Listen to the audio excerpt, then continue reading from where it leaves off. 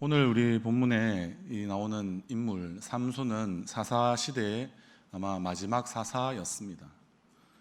마지막 사사였는데 삼손의 출생부터 아마 13장부터 기록되어 있는 그 출생의 모습들을 우리가 나중에 또 좀 더 이렇게 살펴보시면 좋겠습니다. 그런데 거기에 대해서 말씀드릴 때 출생에 대해서 여러 가지 기이한 일이 있었습니다.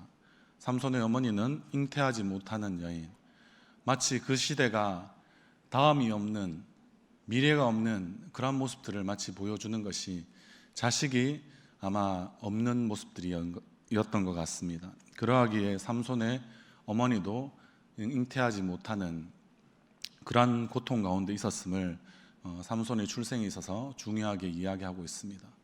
그리고 삼손이 태어날 때에 삼손은 어떠한 사람으로 길러져야 하는지에 대하여서 아마 벌써 태중에서부터 그러한 모습들, 마치 우리 태아를 임신하게 되면 결국에는 임신을 통하여서 우리가 그 복중에서 우리가 어떻게 또 잘 교육해야 되는지, 그런 것들이 우리가 요즘 시대에는 훨씬 더 관심이 많지 않습니까? 하나님도 마찬가지로 삼손을 잉태하게 된 삼손의 어머니에게 그러한 부분들을 친히 자세히 일러줍니다. 그 중에서 중요한 부분은 민수기 6장 우리 3절에서 7절까지의 말씀인데요, 이 말씀은 좀 한번 찾아보도록 하겠습니다. 나시린으로 태어났는 그 삼손이 어떻게 이 나시린으로 살아야 되는지에 대하여서 아마 그 부분들이 잘 기록되어져 있는 부분이기 때문에 그렇습니다. 우리 3절에서 7절까지의 말씀 우리 같이 한 목소리로 한번 읽어보도록 하겠습니다. 민수기 6장 3절에서 7절까지의 말씀입니다.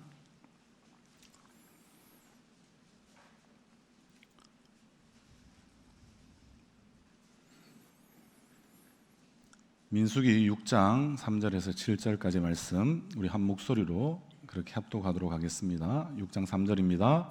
포도주와 독주를 멀리하며 포도주로 된 초나 독주로 된 초를 마시지 말며 포도즙도 마시지 말며 생포도나 건포도도 먹지 말지니 자기 몸을 구별하는 모든 날 동안에는 포도나무 솟아는 씨나 껍질이라도 먹지 말지며 그 소원을 하고 구별하는 모든 날 동안은 삭도를 절대로 그의 머리에 대지 말 것이라. 자기 몸을 구별하여 여호와께 드리는 날이까지 그는 거룩한즉 그의 머리털을 길게 자라게 할 것이며 자기의 몸을 구별하여 여호와께 드리는 모든 날 동안은 시체를 가까이 하지 말 것이요 그의 부모 형제 자매가 죽은 때에라도 그로 말미암아 몸을 더럽히지 말 것이니 이는 자기의 몸을 구별하여 하나님께 드리는 표가 그의 머리에 있음이니라. 아멘. 여호와께 거룩한 자로 살아가는 것, 간단히 정리하자면 포도주도 안 되고요, 포도즙도 안 되고요, 그냥 포도도 말린 거든 생 거든 다 되지 않습니다.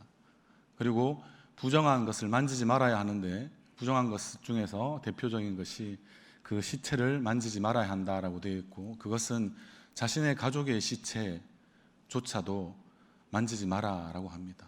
우리의 문화에서 생각해 보면 이러한 마치 호로자식이 따로 없을 만큼, 그러나 하나님께 구별된 자로서 철저히 이 나시린이 된 삼손은 살아야 한다라는 것을 이야기해 주는 것이죠. 그런데 그것보다 더 중요한 것은 우리가 7절의 하반절의 말씀을 주의해서 보아야 합니다. 다시 제가 읽어드리면 이는 자기 몸을 구별하여 하나님께 드리는 표가 그의 머리에 있습니다 라고 되어 있습니다. 제가 하나는 빠뜨렸죠. 무엇입니까? 머리털에 삭도를 대지 말라라고 한 말씀이 왜 중요한지 여기에서 분명히 이야기하고 있기 때문에 그렇습니다. 자신을 머리로 삼지 말고 오직 하나님만 머리로 삼아 살아가는, 하나님이 주인된 삶을 살아라라는 것이 바로 나시린이라는 것입니다. 그런데 우리가 13장의 말씀을 사사기에 13장 그 말씀을 다 읽지는 않았지만 참 절묘하게도 그 삼손의 어머니가 여호와의 사자를 만났을 때 실제 머리에 삭도를 대지 말라라는 말씀을 여호와의 사자가 분명히 전하였는데도 불구하고 그 부분만 쏙 빠뜨리는 그런 모습을 아마 삼손의 어머니가 아버지에게 그러한 여호와의 사자를 만난 이야기를 해줄 때 드러나고 있습니다. 이것은 앞으로의 큰 나름대로의 암시이자 복선이 될 수 있는 것이죠. 오늘 본문으로 돌아가서 어떻습니까? 삼손의 최후에 오늘 읽었던 21절의 말씀에 우리 21절과 22절의 말씀 같이 한번 더 읽어보도록 하겠습니다. 블레셋 사람들이 그를 붙잡아 그의 눈을 빼고 끌고 가사에 내려가 놋줄로 매고 그에게 어서 맷돌을 돌리게 하였더라. 그의 머리털이 밀린 후에 다시 자라기 시작하니라. 아멘. 삼손은 어떻게 붙잡힌 사람이 되었습니까? 아마 사사 시대의 삼손만큼 그런 용장도 없고요.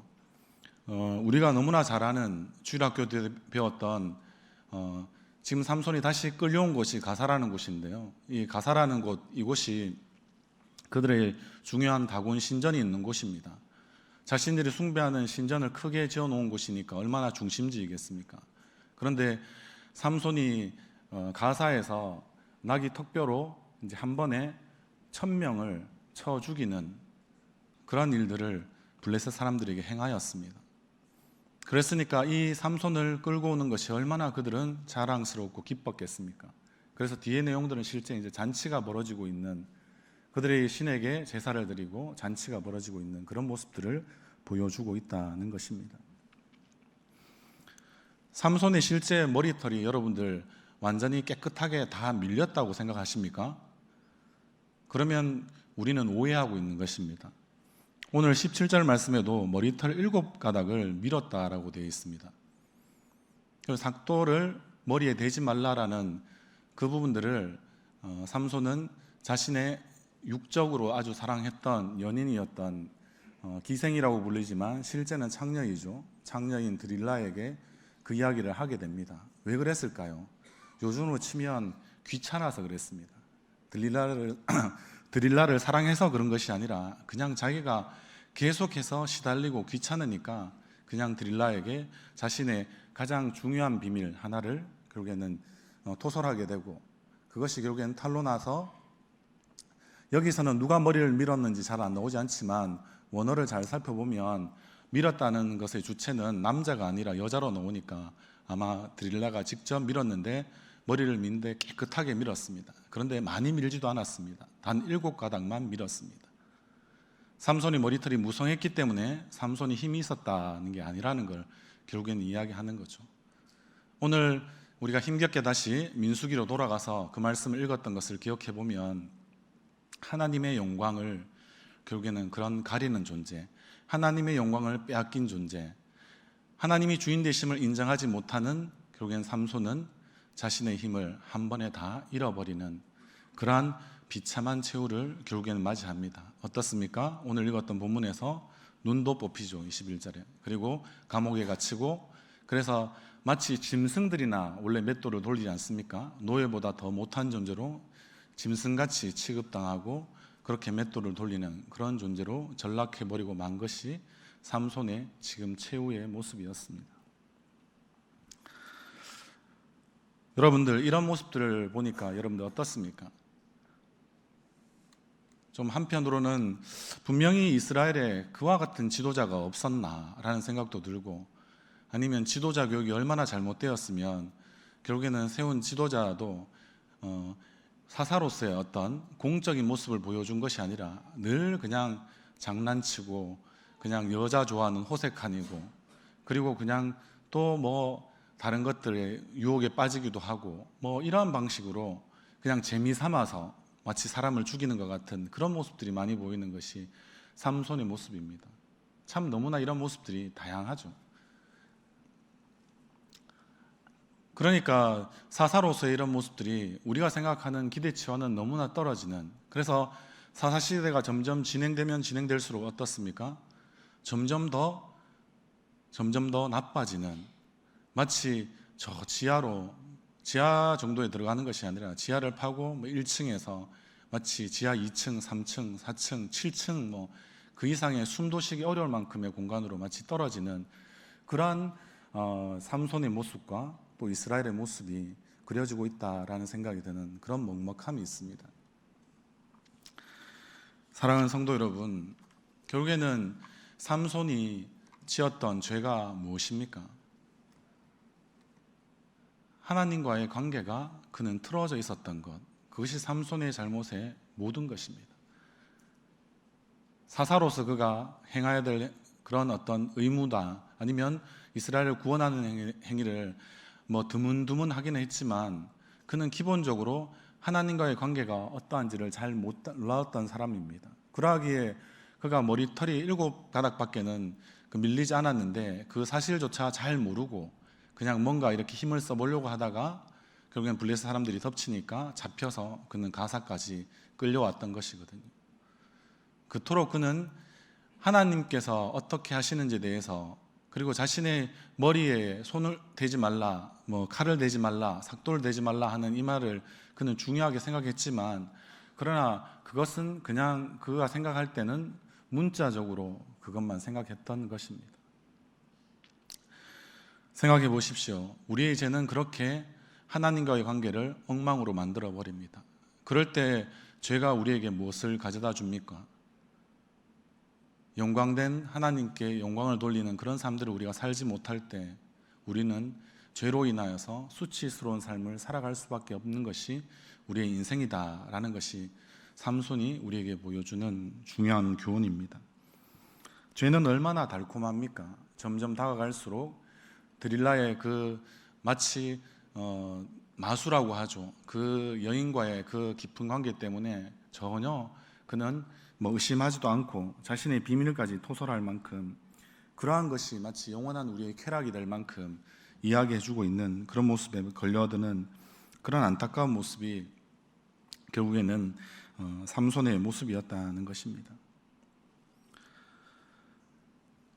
그것뿐만이겠습니까? 오늘 우리가 말씀에서도 이 죄의 모습에서 결국에는 블레셋 사람들이 삼손을 이 즐거운 자신의 놀라운 승리를 마치 자축하는 그런 잔치를 그들은 벌입니다. 그들이 다곤 신전 앞에 삼손을 불러낸 이유는 다른 것이 아닙니다. 고대 근동에서는 결국에는 민족과 민족이, 나라가 싸움을 하게 되면 그것에서 승리한 나라는 그의 신이 더 우월하다, 더 강하다라는 것을 말해주는, 마치 전쟁은 신들의 전쟁이었습니다.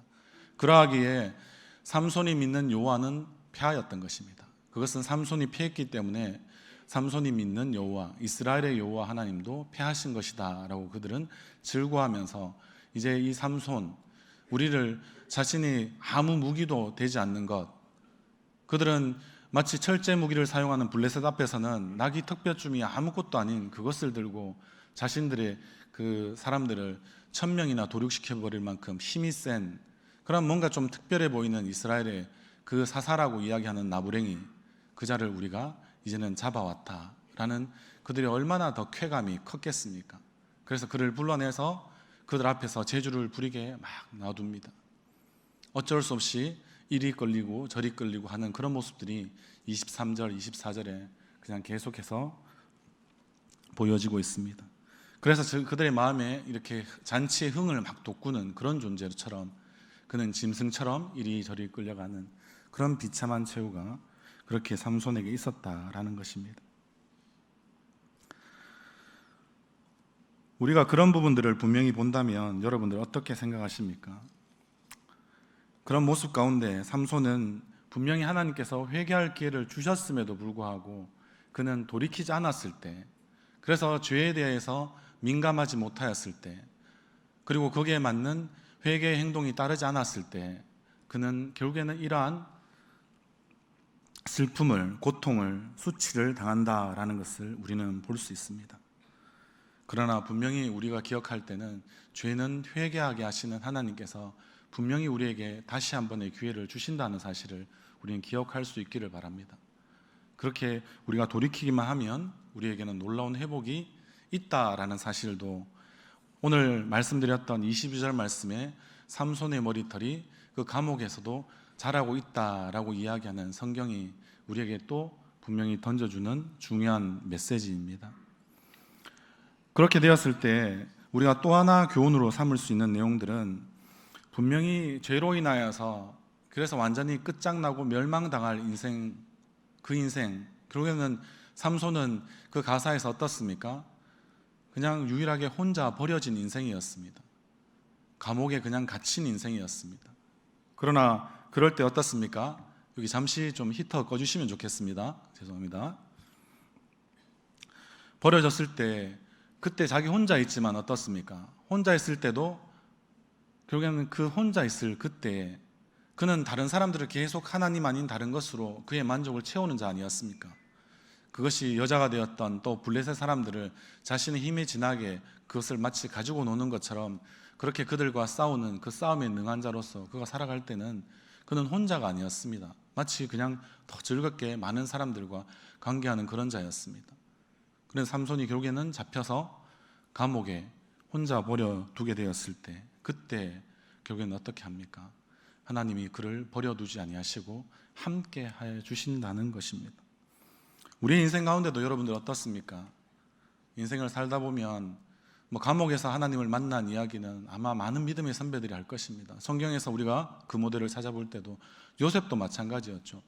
요셉은 특별하게 삼손처럼 많이 잘못한 것이 우리가 봤을 때도 도덕적인 수준에는 없음에도 불구하고 하나님께서 그를 때로는 노예로, 때로는 이제 노예의 삶에서 더 나아가서 결국엔 감옥으로까지 이끌어가는 그런 모습들이 있었지만 그때도 요셉을 향하여서 창세기 30장 중반에서는 계속 뭐라고 이야기하는지 아십니까? 요셉이 형통하였다라고 이야기합니다. 그는 노예로서 자신의 최선을 다해서 그 애굽의 시대장 보디발의 집에서 그는 가정의 총무로서 역할들을 잘 감당하는 사람이었습니다. 살림을 잘 살았습니다. 칭찬을 받았던 사람입니다. 그러나 단 한 번 그 죄의 유혹을 그는 뿌리쳤을 때 그는 오히려 더한 마치 처벌처럼 결국에는 모함에 빠지게 되고 보디발 아내의 모함에 따라서 요셉은 감옥에까지 들어갈 수밖에 없었죠. 그러나 그 감옥 속에서도 요셉은 하나님께서 은혜를 베푸셔서 하나님께서 형통하게 하셔서 어떻게 되었습니까? 결국은 그 감옥에서도 똑같이 보디발의 집에서 했던 것처럼 감옥의 모든 부분들을 마치 잘 관리하는 그런 총무로서의 역할들을 그는 참 잘 감당하였던 사람입니다. 그가 형통하였다라는 말은 결국엔 하나님이 그와 함께 하셨다는 뜻입니다. 오늘 삼손도 그의 인생의 끝자락에서 그의 마지막이라고 생각하는 그 순간에 하나님께서 그가 홀로 버려져 있을 때 아무도 그를 거들떠보지 않을 때 나중에는 자신의 적들에게 놀이기가 되고 놀림감이 되는 그런 수준에 밖에 되지 않았을 때 하나님께서는 그를 버려두지 않고 함께 하신다는 것이죠. 사랑하는 우리 청년 여러분, 성도님들 어떻습니까?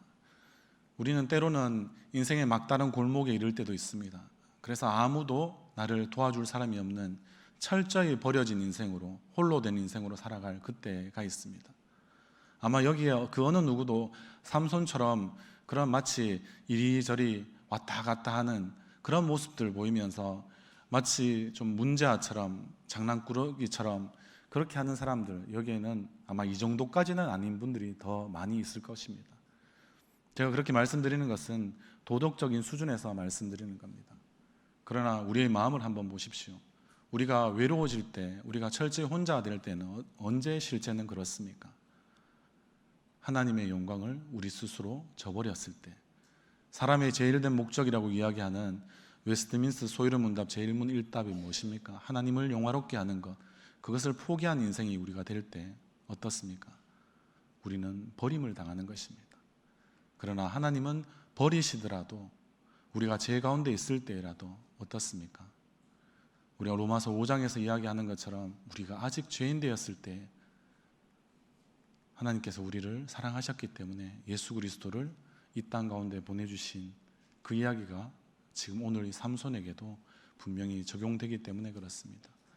여러분들의 인생을 책임져 주시고 여러분들의 인생의 유일한 주인이 되어 주시고 여러분들의 인생을 인도하시고 보호하시는 분은 우리 여호와 하나님밖에 없으십니다. 우리가 그것을 분명히 신뢰할 수 있는 사람은 다시 한 번 더 함께 하시는 하나님의 역사를 여러분들의 삶에 어떠한 자리에 있을지라도 분명히 경험하실 줄 믿습니다. 우리가 그것을 붙들어낼 수 있는 그런 믿음의 실력들이 우리 가운데 있기를 주님의 이름으로 소원합니다.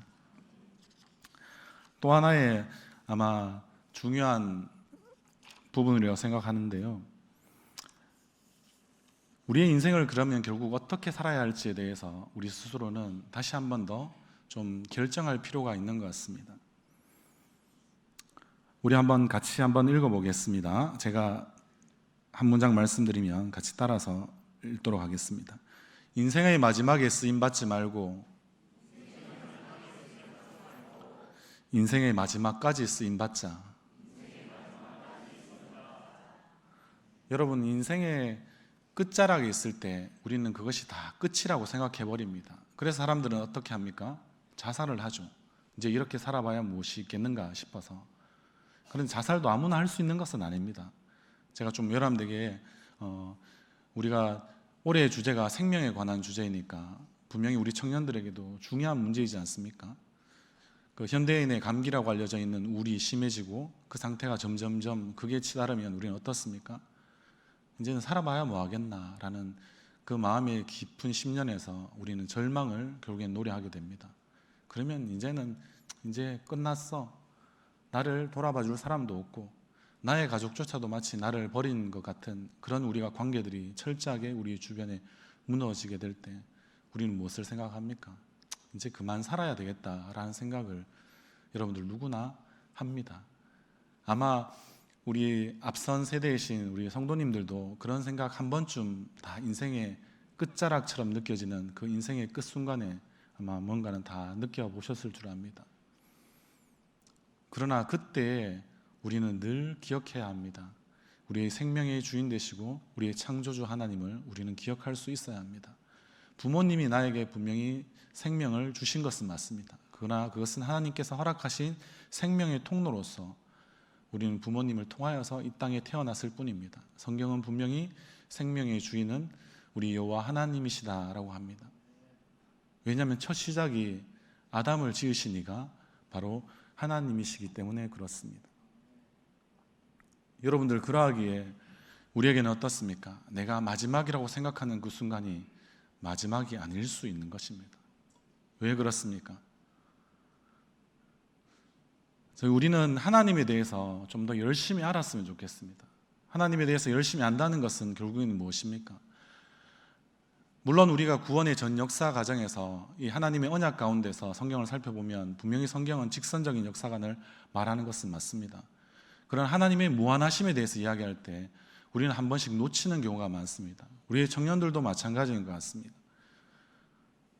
어떻습니까? 하나님에게는 시작이 있고 끝이 있습니까? 그래서 그것으로 끝입니까? 그러면 하나님을 우리는 무한하신 하나님으로 고백하는 것은 때로는 분명히 잘못된 고백이 될 수 있습니다. 왜 그렇습니까? 하나님에게는 끝도 시작이시고 시작도 끝이신, 그렇다고 제가 불교의 지금 윤회론을 이야기하는 것은 아닙니다. 하나님은 그만큼 무한하신 분입니다. 그래서 여러분들이 그냥 여러분들의 삶을 규정짓는 것입니다. 자살이라는 이름으로 나의 인생을 이제는 끝장내버리고 싶다. 그것은 마치 삼손처럼 자신이 주인된 사람만이 그렇게 할 수 있는 못된 짓이고 그것이 죄악입니다. 그러나 어떻습니까? 하나님의 하나님 되심을 인정하는 사람들, 하나님을 자기의 머리로 삼은 사람들, 우리는 그런 사람들을 믿는 자라고 이야기하고 그리스도인이라고 이야기하고 우리가 예수쟁이라고 이야기하지 않습니까? 여러분들이 예수님을 따르는 제자들이라면, 예수님에게 속한 사람이라면 여러분들은 어떤 삶을 살아야 하겠습니까? 내가 그렇게 생각하는, 나의 생명이 끝난다라고 생각하는 그 순간, 우리가 죽음을 생각하는 그 순간, 그것은 우리의 성도님들도 마찬가지실 것 같습니다. 그 죽음의 순간에도 우리는 무엇을 생각하는 사람이 되어야 됩니까? 영원한 삶, 영원한 생명, 그 영생을 우리는 기억할 수 있는 사람이 되기를 소원합니다. 그때 우리는 비로소 하나님의 끝은 없구나라는 것을 우리는 알게 됩니다. 우리의 끝만 있을 뿐이고 우리의 끝을 라고 우리는 쓸 수 있지만, 그런 하나님은 어떻게 읽으시겠습니까? 하나님의 시작이라고 읽으시는 분이 우리의 무한하시고 전능하시고 전지하신 하나님이십니다. 우리가 그런 하나님을 우리는 믿고 따르고 의지하고 있는 것입니다. 우리의 청년들도 꼭 이 사실을 여러분들의 삶에 가장 힘든 순간에 이것을 꺼내어 볼 수 있는 그러한 믿음이 여러분들 가운데 가득하기를 주님의 이름으로 소원합니다. 그러하기에 여러분들, 제가 야구를 좋아하는데요, 그 야구를 좋아할 때 야구의 여러 가지 격언들이 참 많습니다. 그것 중에서 하나는 아마 양키스의 유명한 포수라고 알려있는 요기 베라가 한 말입니다. 그것은 끝날 때까지 끝난 것이 아니다라는 것입니다. 보통 야구는 9회까지 있습니다. 그래서 공격과 수비를 주고받곤 해서 그래서 승부를 결정짓는 게임입니다. 9회 말이라면 이제 모든 게 다 끝났다고 생각하는 순간이 있습니다. 그럼 어떻습니까? 9회 말에 이제 보통 한 해가 끝나는 기준이 타자 3명을 결국에는 수비를 잘 하여서 죽게 만드는, 아웃을 만드는 그것으로 결국에는 한 해가 끝나게 되는데요. 9회 말 투아웃이면 이제 마지막 한 타자만 잘 상대하면 결국에는 그 팀은 승리를 할 수 있는 것입니다. 그런데 야구는, 그래서 이 격언을 다른 말로 하면 어떤 뜻이냐면, 야구의 그 시작은 9회 말 투아웃부터라고 이야기합니다. 마치 오늘 삼손의 인생과 너무 비슷하지 않습니까? 우리는 그러하기에 삼손이 지금 어떻게 기도합니까? 분명히 삼손의 기도에서 잘못된 부분들이 있습니다. 그러나 그가 이제 기도하게 되었다라는 사실만도 놀라운 일입니다. 삼손은 사사로서 활동할 때 성경에서 한 번도, 아마 그가 이제 공고한 지경에 이르렀을 때 마치 그냥 강구처럼, 어떤 의미에서는 넋두리처럼 한 것은 있지만 제대로 되고 올바른 기도를 한 적은 아마 삼손의 인생 가운데 이 기도가 아마 처음이자 마지막일 것입니다. 그런 기도를 지금 삼손이 하고 있는 것입니다. 우리 한번 같이 한번 읽어볼까요? 28절의 말씀, 한번 읽어보도록 하겠습니다. 시작. 삼손이 여호와께 부르짖어 이르되 주 여호와여 구하옵나니 나를 생각하옵소서. 하나님이여 구하옵나니 이번만 나를 강하게 하사 나의 두 눈을 뺀 블레셋 사람에게 원수를 단번에 갚게 하옵소서 하고. 아멘. 그래서 그는 지금 억울한 거죠. 약간 그런 사적으로, 개인적으로 억울함이 있는 겁니다. 내가 한창 때는 날렸는데, 우리 그 성도님들 죄송하지만 라떼라고 이야기하는, 우리가 좀 그런 것들을, 우리 요즘 청년 세대들은 좀 그것을 이제 따로 꼰대라고도 이야기하는 그런 좀 표현을 쓰기도 합니다. 그러나 마치 그런 때처럼 내가 한창 전성기가 때 나는 그렇게 했었는데 이 놈들 봐라, 나의 이제 두 눈을 뺐어. 그리고 이제는 나를 짐승처럼 부려. 내가 이제 한번 너희들에게 맛 좀 보여주고 싶다라고 이렇게 이야기하는 같은 느낌도 배제할 수 없는 기도이긴 합니다. 그러나 삼손이 기도하게 되었다라는 것을 생각해 보십시오. 그리고 두 눈이 빠진 삼손이 기도하게 되었다라는 것이 너무나 역설적이지 않습니까? 기도는 어떻게 해야 합니까? 영안이 열린 사람만이 할 수 있습니다. 삼손은 자신의 육신의 눈은 빠져버렸는데 이제 믿음의 눈, 그러한 영적인 안목들, 그것이 그는 열리게 되었다는 겁니다. 그래서 그가 기도하기 시작했다는 겁니다. 하나님은 그 삼손에 돌이키는 그 마음들을 어떻게 생각하십니까? 그렇게 귀하게 봐주신 겁니다. 그리고 이 기도를 통하여서 삼손의 사적인 복수가 마치 좀 이루어지는 안타까움들은 아마 조금은 있고, 그러나 그 대부분 어떻습니까? 이스라엘의 사사, 이 마지막 사사로서의 최전성기를 구가할 수 있도록 하나님이 놀랍도록 그 삼손 가운데 역사하시는 것을 지금 보게 됩니다. 여러분들, 삼손의 이 능력은 무슨 능력입니까? 오늘 오전에 우리가 잘 생각하시면 어떻습니까? 하나님의 영이 떠났던 자에게 하나님의 영이 지금 돌아온 사건입니다. 우리는 성령이라고 이야기하죠. 이제 신약에서는 분명히 그 존재가 밝혀지니까요. 성령께서 지금 삼손을 도우시기 시작했습니다. 그러니까 어떻습니까? 삼손이 살아생전에 죽인 숫자보다 더 많은 사람들을 죽였다라는 것이 그의 사적 보복이 마치 이루어진 것처럼 우리가 좀 날선 비판 가운데 보면 우리는 그렇게 볼 수도 있습니다. 그러나 중요한 것은 뭡니까? 여호와 하나님의 능력이 대단하시고 성령께서 일하시면 성령의 뜻이 뭐라고 우리는 다 배우셨습니까? 오전에 두나미스라고 이야기하는 뜻이 뭡니까? 다이나마이트입니다. 우리 목사님께서 오늘 삽질로 마치 우리가 수십 년을 삽질을 해도 우리 군대에 있었던 지체들은 잘 아시죠? 형제들은 아무리 해봐야 안 되는데 어떻습니까? 포크레인 한번 오면 끝나는 것처럼, 맞죠? 많이 공감하고 있는 친구가 이 앞에 있어서 제가 제대한 지 얼마 안 됐거든요. 그런 것처럼 성령의 능력을 의지하면, 놀랍도록 일하면 그냥 터널 같은 거는 금방 뚫리지 않습니까? 그래서 암흑 같은 그곳에서도 놀라운 빛이 우리 가운데 비춰주는 것처럼 성령께서는 그렇게 삼손을 통하여서 일하시는 것입니다. 여러분들 생각할 때 삼손의 인생에 대해서 우리는 많이 정의 내립니다. 이 사람이 진짜 믿음 있었나? 이렇게 여러분들이 생각할까 봐 히브리서 기자는 친히 11장에 기록해 놓았습니다. 삼손도 믿음의 영웅들 중에 있습니다. 왜 그럴까요? 그가 살아생전에 죽인 숫자보다 더 많은 사람들을 어떻게 결국에는 블레셋 사람들을 잘 적을 원수들을 물리쳐서 그의 전공이 혁혁하여서 마치 우리 보면 대한민국 최고의 그 훈장을 하나 이렇게 붙여주는 의미로 그를 믿음의 영웅의 장에 그냥 한편에 이름을 딱 올려놨을까요? 그렇지 않습니다. 중요한 것은 삼손에게 믿음의 영웅이라고 제가 말씀드렸잖아요. 삼손에게 믿음이 있다라고 보신 겁니다. 우리가 평가할 때는 정말 그럴까 싶은 그런 믿음, 때로는 좀 철부지 같은 그런 믿음, 어린아이 같은 그런 믿음, 삼손처럼 이렇게 조금 약간 삐뚤어져 보이기도 하는 그런 믿음, 미미하고 정말 그 작은 믿음처럼 보이는, 그러나 믿음은 여러분들 크고 작음이 없음을 믿습니다. 어린아이의 믿음도 하나님께서 사용하시고요, 성숙한 성장한 믿음도 하나님께서 얼마든지 사용하십니다. 삼손은 그 믿음이 있었다라는 것입니다. 그 믿음을 하나님께서 사용하셔서 그 인생 가운데 역사하신 것을 우리는 바라보게 됩니다.